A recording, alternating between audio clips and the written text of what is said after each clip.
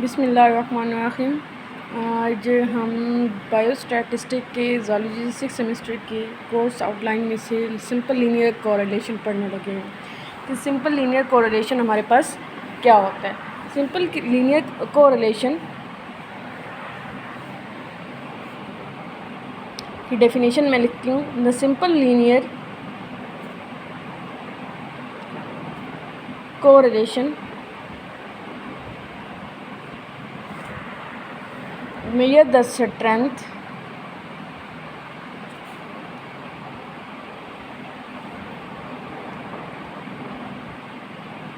and our closeness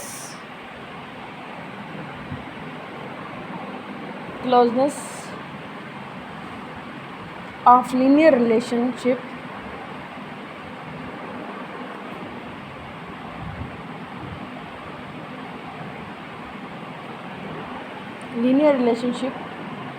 between two variables. और two variables कौन से होंगे? A B C D E F. लेकिन नॉर्मली हम क्या यूज़ करते हैं? ए बी और एक्स वाई वाई जी। क्या कहते हैं? Simple linear correlation measure the strength और closeness of linear relationship between two variable. कि दो वेरिएबल के दरमियान में लीनियर रिलेशनशिप, कोई भी दो वेरिएबल हो सकते हैं, वो एक्स वाई हो सकता है, वो ए बी भी हो सकता है। उन दो के दरमियान कितना कोई लीनियर रिलेशनशिप है। लीनियर रिलेशनशिप में मुख्तलिफ कैटेगरीज आ जाती हैं, positive, negative, perfect positive, perfect negative, यानी कोई रिलेशनशिप नहीं है। ठीक है कि ये दो लीनियर, अब यहाँ पे सवाल ये पैदा होता है कि लीनियर रिलेशनशिप का मतलब क्या है। उसका मतलब ये है कि जब भी कोई दो वेरिएबल्स हैं वो एक दूसरे से कितने कोई रिलेट करें, या एक वेरिएबल इंक्रीज़ करें, यानी कि हम अज्यूम कर लेते हैं एक्स और वाई। ठीक है, ये दोनों एक दूसरे से कितने कोई रिलेट कर रहे हैं, एक दूसरे की एक इंक्रीज़ हो रहा है, दूसरा डिक्रीज़ हो रहा है, या दोनों इकट्ठे इंक्रीज़ हो रहे हैं, या एक डिक्रीज़ हो रहा है और दूसरा इंक्रीज़ हो रहा है, तो इसको क्या कहा जाता है? लीनियर रिलेशनशिप कहा जाता है। इन दो के दरमियान जब बताना कि आया ये एक दूसरे से कितना कोई ताल्लुक़ रखते हैं, कितना कोई इनकी आपस में मुताबिकत है, कितना कोई एक दूसरे की क्लोजनेस है, या एक इंक्रीज़ होता है दूसरा डिक्रीज़ होता है, या एक दूसरे से कितने अपोजिट चलते हैं, ये लीनियर रिलेशनशिप कहलाता है।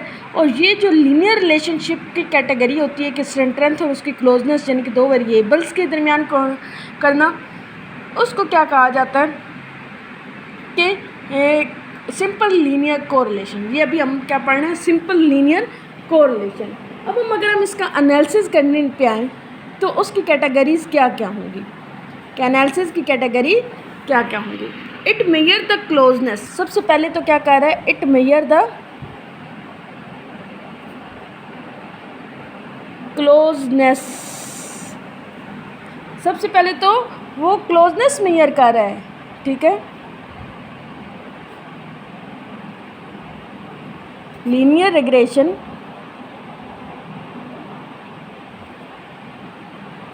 to the distribution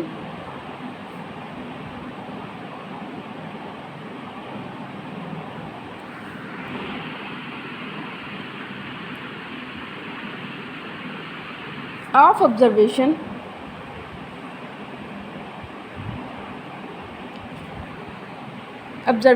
of for dependent variable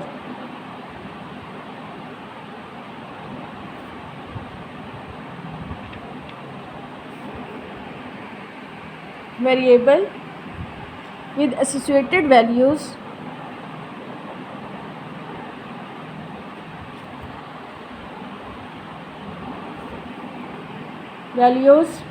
of an independent variable।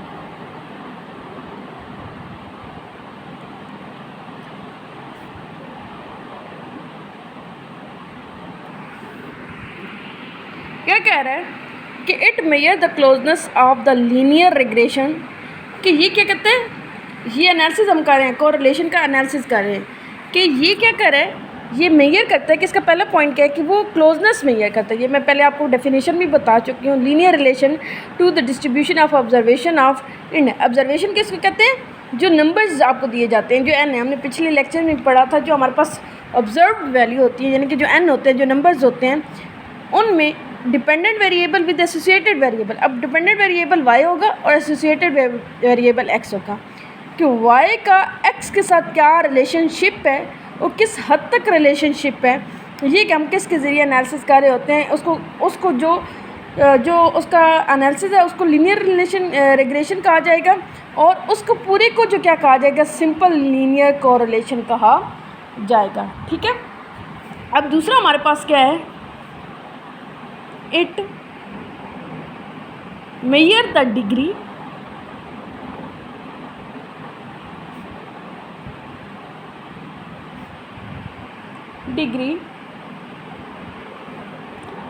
extent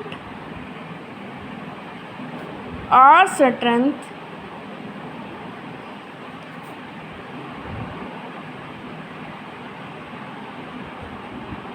of covariability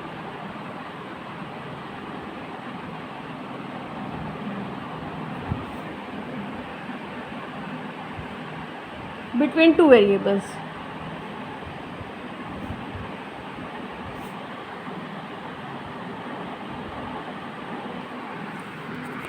अब ये यहाँ पे क्या कह रहा है कि मेजर द डिग्री का क्या मतलब होता है कि इंक्रीज़ और डिक्रीज़ का वो बता रहा होगा, ठीक है, एक्सटेंड और स्ट्रेंथ, ठीक है ना, ऑफ कोवेरिएबिलिटी भी वही कह रहे हैं, एक्स और वाई को आप कह रहे होंगे, ठीक है, बिटवीन टू वेरिएबल्स की कोवेरिएबल के उन दोनों का आपस में कितना, एक अगर इंक्रीज़ होता है तो दूसरा डिक्रीज़ होता है, ठीक है। ये एनालिसिस हमारे पास क्या कहला रहा है। अब आपने यहाँ पे हमने डेफिनेशन में दो चीज़ें पढ़ी, उसने दो अलग अलग पॉइंट्स बना दिए कि इन दो के दरमियान की जो हमारी इंक्रीजनेस और डिक्रीजनेस का जो सेगमेंट आ जाता है उसको क्या कहा जाता है आपके पास, सिंपल लीनियर कोरिलेशन। अब इसमें हमारे पास बहुत सारे आ जाते हैं। सबसे पहले हमारे पास इसकी टाइप्स, अगर हम इसको लिख लें तो वो एक बेहतर होगा कि इसमें सबसे पहले हमारे पास आता है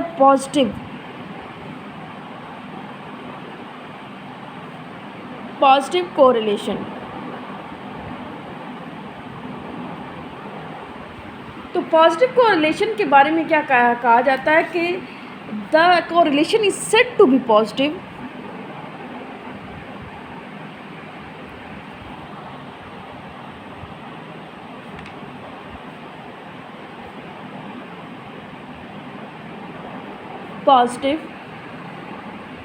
or direct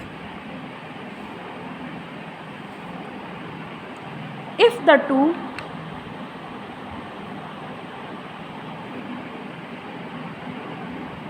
random variable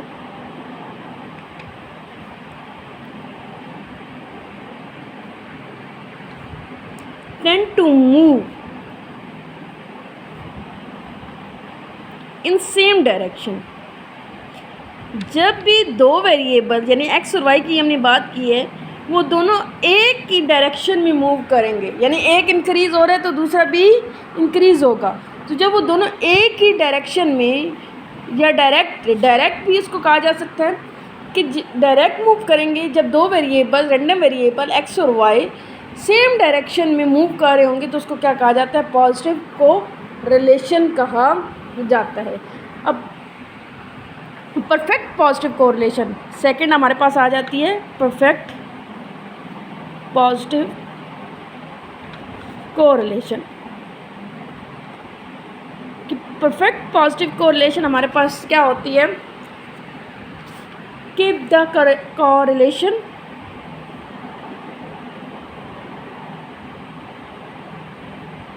is said to be positive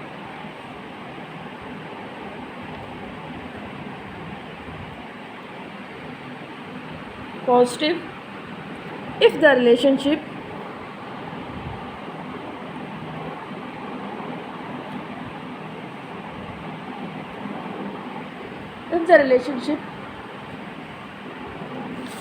between the two random variable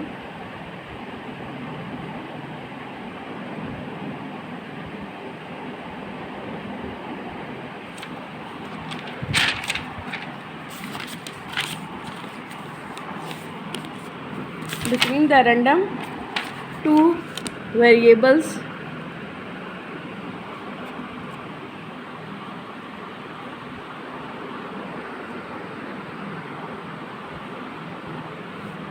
is perfectly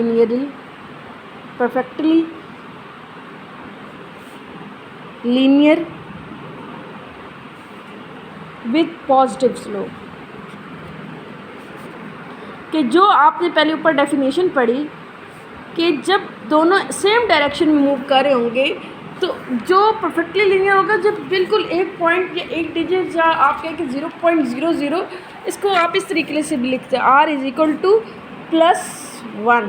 ठीक है, तो आप इसको क्या कह सकते हैं कि ये कोरिलेशन जो है परफेक्टली लीनियर, जहाँ पे एग्जैक्ट आप कहें कि बहुत कम जो है चांसेस जो है वो इसके अपोजिट डायरेक्शन में मूव होने के हैं।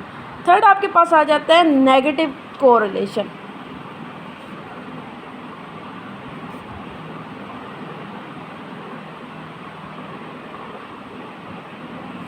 अब नेगेटिव कोरिलेशन का क्या कहता है? The correlation is said to B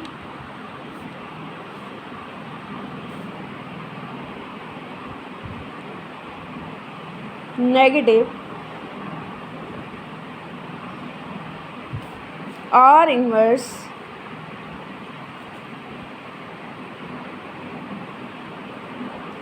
if the two variables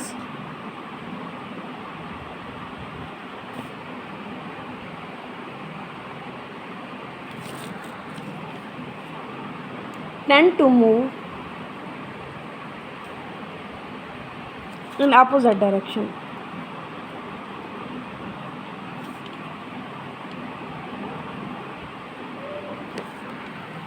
ठीक है, क्या कहते हैं कि नेगेटिव कोरिलेशन किसको कहते हैं कि जिसमें दोनों वेरिएबल यानी x और y जो हैं वो किस फिगर में मूव कर रहे हैं? अपोजिट डायरेक्शन में। यानी अगर एक इंक्रीज़ हो रहा है तो दूसरा डिक्रीज़ होगा, अगर x इंक्रीज़ होगा तो y डिक्रीज़ होगा, अगर y इंक्रीज़ होगा तो x डिक्रीज़ होगा।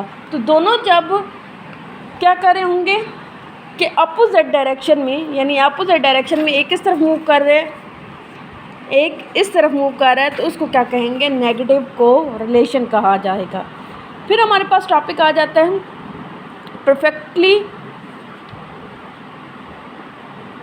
Negative correlation.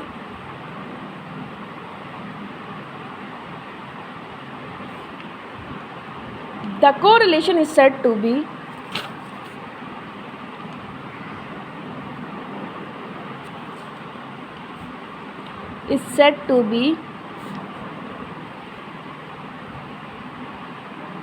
perfect negative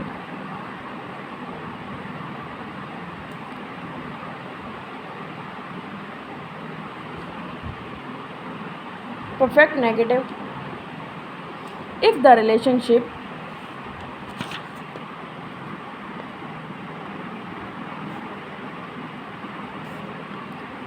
between the two random variable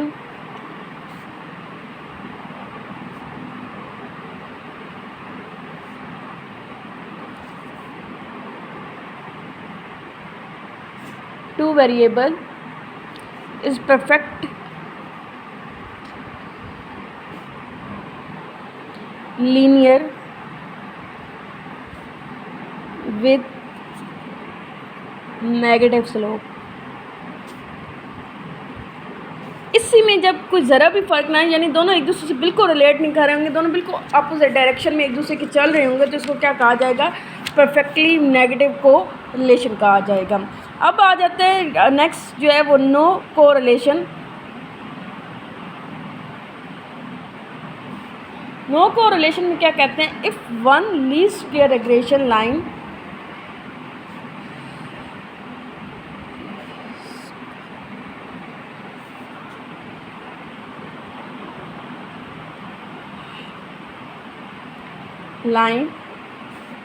is horizontal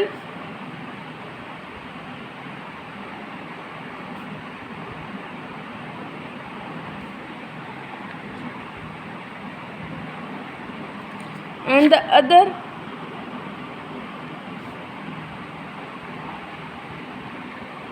least square regression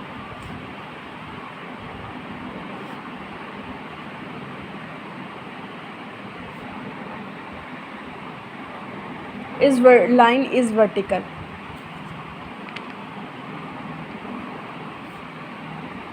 Then there is no relation.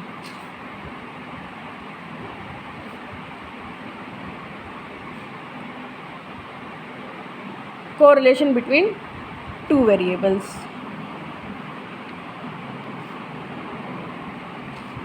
अब वो इसमें क्या बात करते हैं कि जब आपके पास दो होते हैं, यानी x है और y है, एक क्या कह रहा है हॉरिजॉन्टल है और एक क्या है वर्टिकल है, तो अब आप क्या करेंगे, ये आप दोनों बिल्कुल मुख्तलिफ हैं।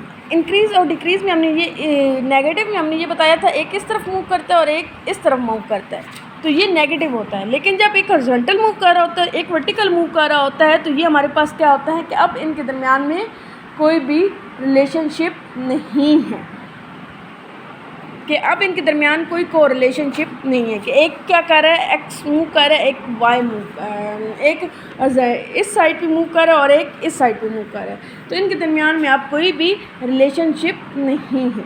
ठीक है, अब वो क्या कहता है कि कोरिलेशन जो होता है, एनालिसिस, नेक्स्ट हमारे पास टॉपिक है correlation analysis.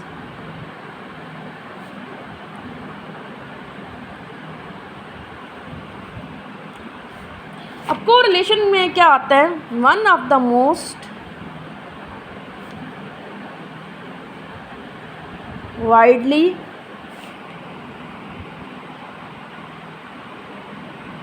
Used statistical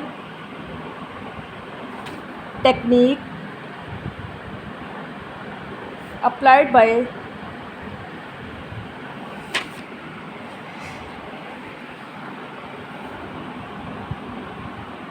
statistician, कि अब ये जो कोरिलेशन की टेक्निक है, ये सबसे ज़्यादा हमारे पूरे मतलब वाइडली यानी ज़्यादा जो टेक्निक यूज़ की जाती है स्टैटिस्टिक्स है, वो कोरिलेशनशिप है।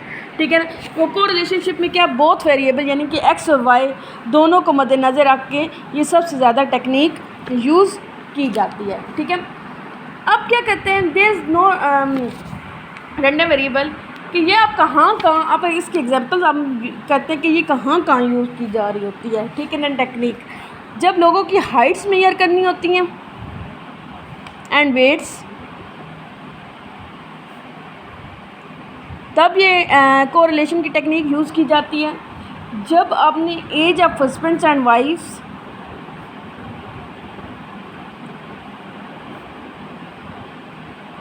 तब ये में की जाती है टेक्निक यूज़। ठीक है, जब क्या किया जाता है, IQ of brothers and sister, IQ level जब आपने चेक करना होता है, तब ये की जाती है, इस टेक्निक को यूज़ किया जाता है। ठीक है, जब स्टूडेंट्स के मार्क्स मेजर करने होते हैं, तब ये टेक्निक यूज़ की जाती है कोरिलेशन वाली। ठीक है, फिर हमने ये और इनकम लेवल जब लोगों का चेक करना होता है, मुख्तलिफ़ लोगों का, ठीक है, कि इस तबके का क्या इनकम लेवल है, या इस शोबे के अंदर, या इस क्या होगा, डिमांड एंड सप्लाई जब आपने चेक करनी होती है किसी भी प्रोडक्ट की, तब ये यूज़ की जाती है। डेली वेजेस, जो रोज़ाना की बुनियाद पर जो दिहाड़ीदार मज़दूर होते हैं, उनके अंदर जब ये हमें चेक करना होता है। इसके अलावा भी हमारे बहुत से ऑप्शंस होते हैं, जो ओवर टाइम वेजेस होते हैं, जो गोल्ड प्राइसेस होती हैं, यानी कि जो सोने की कीमतें ऊपर नीचे आ रही होती हैं, जो बर्थ रेट होता है, जो डेथ रेट होता है, कि आपके मुल्क में कितने इस साल में या एक माह के अंदर कितने लोग पैदा हुए, कितने लोग फोत हुए, तो एक साल के अंदर आपका कितना क्राइटेरिया रहा। ठीक है ना, फिर पैदा हुए, फोत हुए, फिर कोई बीमारी किस हद तक आपके मुल्क में फैली हुई है, या कितने फ़ीसद लोगों को उसने डैमेज किया है, तो ये वो तमाम फिगर्स होते हैं, या हम वैसे भी कहते हैं कि स्टैट जो है हमारे हर फील्ड में काम आ रही होती है। तो ये कोरिलेशन वो टेक्निक है जिसके ज़रिए हम ये सारी जो ऊपर मैंने आपको बताएंगे, इन में ये हम यूज़ कर रहे होते हैं। तो आज का मैं इस टॉपिक को यहीं तक भी कवर करूँगी। नेक्स्ट में आपको मैं इसकी प्रॉपर्टीज़ कोरिलेशंस की, और आगे मैं आपको इसकी क्वेश्चन पढ़ाऊँगी इंशाल्लाह। तो आज के लिए ये हमारा लेक्चर यहाँ तक काफ़ी है, इंशाल्लाह नेक्स्ट लेक्चर में मिलते हैं।